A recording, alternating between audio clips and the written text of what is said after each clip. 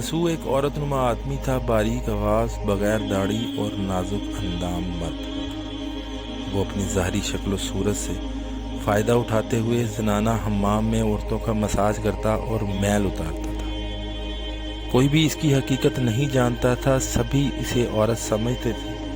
یہ طریقہ اس کے لیے ذریعہ معاش بھی تھا اور عورتوں کے جسم سے لذت بھی لیتا تھا۔ کئی بار ضمیر کے ملامت کرنے پر اس نے اس کام سے توبہ بھی کر لی، لیکن ہمیشہ توبہ توڑتا رہا۔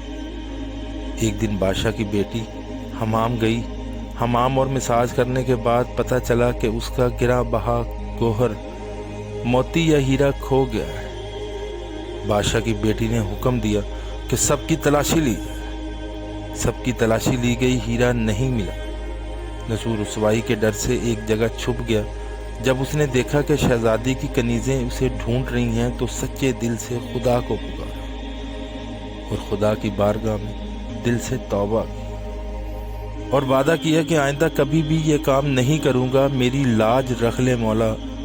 دعا مانگ ہی رہا تھا کہ اچانک باہر سے آواز سنائی دی کہ نسو کو چھوڑ دو، ہیرا مل گیا ہے۔ نسو نم آنکھوں سے شہزادی سے رخصت لے کر گھر آ گیا۔ نسو نے قدرت کا کرشمہ دیکھ لیا تھا اور ہمیشہ ہمیشہ کے لیے اس کام سے توبہ کر لی۔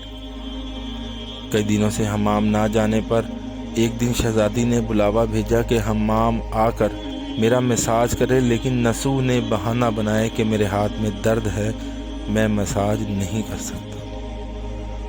نسو نے دیکھا کہ اس شہر میں رہنا اس کے لیے مناسب نہیں ہے، سبھی عورتیں اس کو چاہتی ہیں اور اس کے ہاتھ سے مساج لینا پسند کرتی ہیں۔ جتنا بھی غلط طریقے سے مال کمایا تھا سب غریبوں میں بانٹ دیا اور شہر سے نکل کر کئی میل دور ایک پہاڑی پر ڈیرا ڈال کر اللہ کی عبادت میں مشغول ہو گیا۔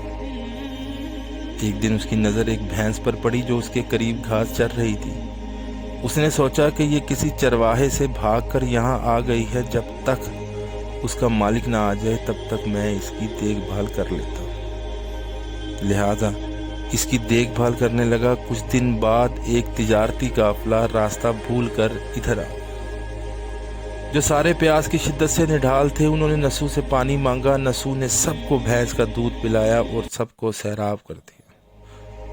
قافلے والوں نے نسو سے شہر جانے کا راستہ پوچھا۔ نسو نے ان کو آسان اور نزدیکی راستہ دکھایا۔ نسو کے اخلاق سے متاثر ہو کر تاجروں نے جاتے ہوئے اسے بہت سارا مال بطور تحفہ دیا۔ نسو نے ان پیسوں سے وہاں ایک کنواں کھدوا دیا۔ آہستہ آہستہ وہاں لوگ بسنے لگے اور عمارتیں بننے لگی۔ وہاں کے لوگ نسو کو بڑی عزت اور احترام کی نظر سے دیکھتے تھے۔ رفتہ رفتہ نسو کی نیکی کے چرچے بادشاہ تک جا پہنچے۔ بادشاہ کے دل میں نسو سے ملنے کا اشتیاق پیدا ہوا۔ اس نے نسو کو پیغام بھیجا کہ بادشاہ آپ سے ملنا چاہتے ہیں، مہربانی کر کے دربار تشریف لے آئیں۔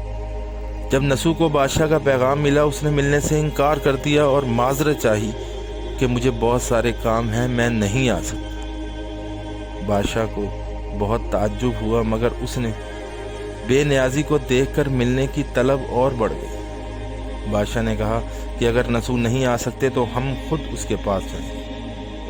جب بادشاہ نسو کے علاقے میں داخل ہوا، خدا کی طرف سے ملک الموت کو حکم ہوا کہ بادشاہ کی روح قبض کرے۔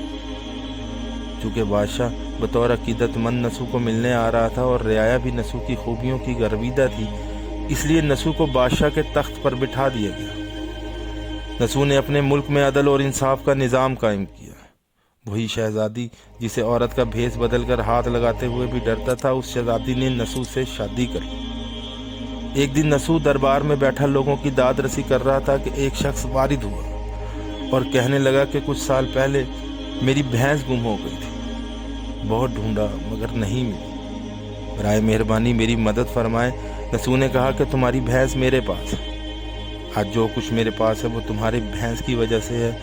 نسو نے حکم دیا کہ اس کے سارے مال و دولت کا آدھا حصہ بھینس کے مالک کو دے دیا تھا۔ وہ شخص خدا کے حکم سے کہنے لگا، اے نسو جان لو، نہ میں انسان ہوں اور نہ ہی وہ جانور بھینس ہے، بلکہ ہم دو فرشتے ہیں تمہارے امتحان کے لیے آئے تھے۔